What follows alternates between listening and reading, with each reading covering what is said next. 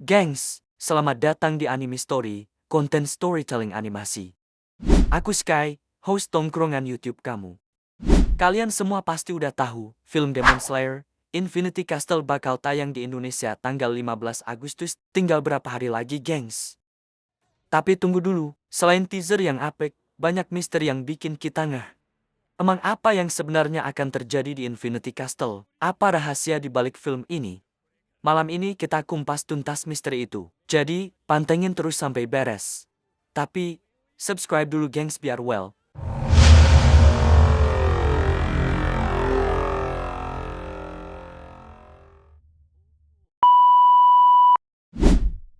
Jadi gini ceritanya. Infinity Castle adalah film pertama dari trilogi final Demon Slayer. Lanjutan langsung dari season 4 dan ERC Hashira Training. Dan kenapa tanggal 15 Agustus spesial untuk Indonesia? Pertama, jadwal rilis global yang disesuaikan film ini resmi rilis di Jepang pada 18 Juli tahun 2025, membuka rangkaian acara terakhir dari Demon Slayer. Indonesia, bareng sama Kamboja dan Vietnam, dapat tanggal rilis 15 Agustus tahun 2025, termasuk dalam rollout regional Asia yang dirancang khusus. Sementara itu, negara lain baru mulai tayang mulai 20 Agustus seperti Philippines, bahkan 11 dan 12 September Amerika, India, dan lain-lain.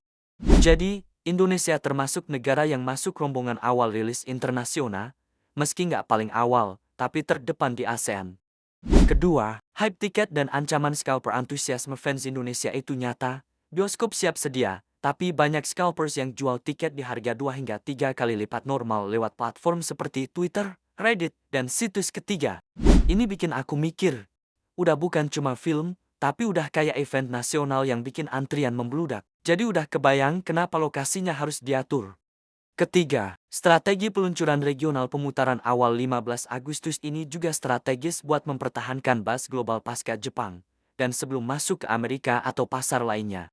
Ini bikin film tetap relevan, dan hype-nya nggak meleset ke waktu-waktu lain, kayak delay yang bikin demam di Indonesia reda. Kalian nonton pas negeri sendiri lagi anget-angetnya, bukan udah lewat.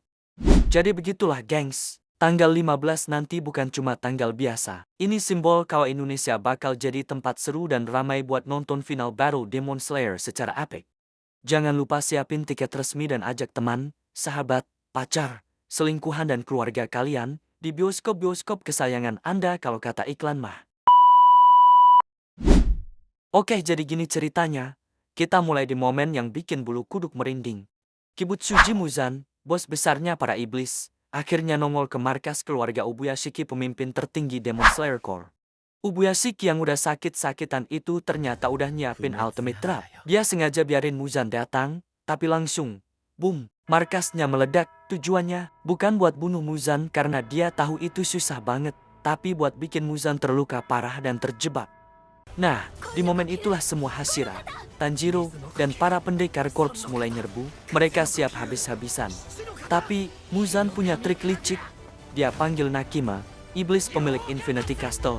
Setelah masuk ke Infinity Castle, tiba-tiba, tanah di bawah kaki mereka runtuh. Ruangan bergeser, lantai jungkir balik, dan semua anggota korps pembasmi iblis ditarik masuk ke dimensi aneh. Itulah Infinity Castle, markas rahasia para upper rank iblis level dewa yang jadi anak buah andalan Muzan. Di sini nggak ada lagi medan perang normal. Semua dindingnya bergerak, tangga bisa kebalik, dan musuh bisa muncul dari mana aja. Bayangin, kalian lagi lari di lantai, tiba-tiba lantai itu muter jadi dinding, dan musuhnya nongol dari langit-langit. Gila kan gengs? Kenapa ini gila banget? Semua upper moon ada di sini, jadi ini kayak final boss rush. Setiap sudut Infinity Castle punya jebakan dan bisa diatur langsung sama Nakima. Nggak ada jalan kabur, cuma ada dua pilihan, menang atau mati. Tanjiro dan gengnya benar-benar harus fokus, karena ini bukan cuma soal melawan iblis, tapi melawan waktu. Muzan nggak mau lagi main lama, dia mau ngabisin semua pembasmi sebelum fajar. Dan aku jelasin kenapa tragedi Hashira Training ini penting banget sampai harus dilanjutin di film. Karena Hashira Training itu bukan sekadar latihan fisik, tapi seleksi alam di manga dan anime sebelumnya. Hashira Training kelihatan kayak sesi latihan biasa buat ningkatin stamina dan teknik para pembasmi iblis. Tapi di balik itu, ini tuh kayak gladi resik terakhir sebelum perang puncak lawan Muzan. Banyak pembasmi yang gak kuat, bahkan ada yang tumbang sebelum perang dimulai. Film ini jadi penutup ERC itu dengan ngebawa semua Hashira langsung terjun di Infinity Castle. Kedua, ada transisi emosional dari latihan pertempuran besar. Kalau cuma berhenti di ERC Hashira Training, penonton bakal ngerasa gantung. Training ini nyiapin mental dan fisik semua karakter buat babak pamungkas. Nah, Infinity Castle itu kayak reward sekaligus ujian terberat, jadi film ini bakal kasih payoff dari semua keringat dan darah mereka di latihan. Ketiga, Hashira Training ngebentuk kerja sama tim sebelum training. Beberapa Hashira masih punya ego masing-masing, contohnya Sanemi yang keras kepala, Obana yang dingin, atau Gyu yang cenderung nyendiri. Di training inilah mereka mulai belajar koordinasi dan saling percaya. Tanpa momen ini, pertempuran di Infinity Castle bakal berantakan. Keempat, karena ada janji tak terucap di akhir training, banyak Hashira udah sadar bahwa nggak semua bakal selamat. Ada tatapan, dialog singkat, bahkan diam-diam mereka pamit dalam hati. Film ini jadi momen penonton lihat siapa yang nepatin janji itu, dan siapa yang nggak kembali. Kelima, biar tensi film langsung meledak dari menit awal. Bayangin kalian masuk bioskop, film baru mulai, dan boom, semua Hashira udah siap tempur. Masuk Infinity Castle, dan lawan Upper Moon. Itu efeknya cuma bisa dapat kalau Hashira Training diceritain dulu, biar kita paham seberapa jauh mereka berkembang. Lanjutannya di Infinity Castle, siapa yang bakal jadi sorotan? Muzan, Upper Moons, atau Tanjiro? Buat prediksi kayak ini nih momen yang kita tunggu. Sekarang pertanyaannya, apakah Infinity Castle bakal happy ending? Gengs, walaupun judulnya Demon Slayer, jangan kebayang ini bakal kayak dongeng yang semua orang pulang selamat sambil makan es krim. Di manga, ERC Infinity Castle ini brutal abis. Beberapa fakta pahit yang fans udah tahu. Ada Hashira yang gugur di sini dan bukan cuma satu. Pertarungan lawan Muzan bikin semua karakter sampai titik terendah mereka, baik fisik maupun mental, bahkan kemenangan pun datang dengan harga yang gak kecil. Jadi, kalau kalian tanya happy ending atau enggak, jawabannya relatif, ada kemenangan besar. Tapi rasa kehilangan di sepanjang jalan bikin momen bahagia itu ada pahitnya ada manisnya. Aku pribadi penasaran siapa yang mati, siapa yang selamat, dan apa penampakan yang bakal bikin kita nangis. Gengs, gimana besok-besok nonton bareng kan? Kita buktikan semua rasa penasaran kita. Tapi ingat, beli tiket cuma di channel resmi biar gak tertipu harga gila dari scalper ya. Nah gengs, sekarang kita masuk ke sesi yang paling ramai dibahas fans Demon Slayer. Jadi gini, banyak yang bilang, film Infinity Castle ini emang bakal keren, tapi gak semua orang bakal keluar dengan senyum lebar. Katanya sih, bakal ada Hashira yang gugur. Bahkan ada yang nebak jangan kaget lebih dari setengah Hashira nggak bakal selamat.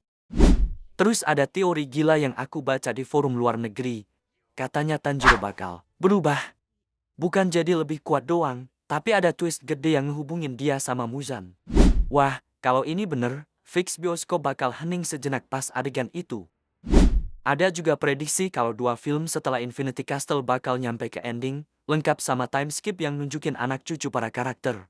Bayangin, kita lihat generasi baru hidup damai. Tapi tetap ada bekas luka dari perang ini. Nah, menurut kalian gimana? Apakah teori ini cuma bumbu buat hype, atau beneran kejadian di film? Bener nggak ya prediksi ini? Tulis kolom komentar ya. Oke gengs, sekian bahas misteri Demon Slayer, Infinity Castle. Dari sejarah ERC hingga misteri di balik rilis dan teori fans semua buat bikin kita makin penasaran ke film itu. Kita buktikan nanti di tanggal 15. Dibawa kemana nih alur ceritanya? Tandai di kalender kalian, ajak teman-teman, beli tiket resmi, dan siapin tisu karena ini bakal epic, emosional, dan mungkin bikin lo teriak di bioskop. Jangan lupa like, share, dan subscribe biar anime story ini makin seru. Dan komentar di bawah. Teori kalian apa soal film ini, siapa yang bakal jadi sorotan dan momen paling epic menurut kalian? Aku Sky, pamit dulu. Stay santai, stay hype, dan see you on the big screen.